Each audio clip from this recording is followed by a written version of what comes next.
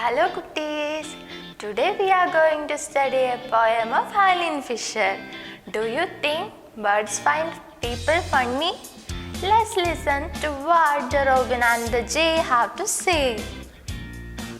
Ting said the robin, ting said the jay, sitting in the garden, talking one day.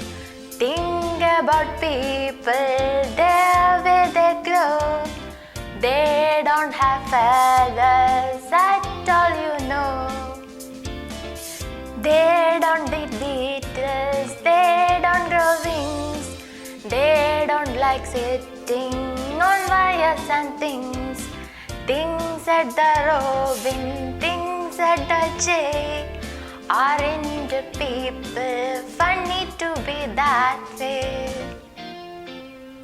Shall we study some question answers of this poem? First one is, name the two birds in the poem, robin and jay. Second one is, what are the three things that people can't do? The people can't grow wings, eat beetles, or sit on a wires and other things. Third one is, what do birds think of people? Bird thinks people are so funny.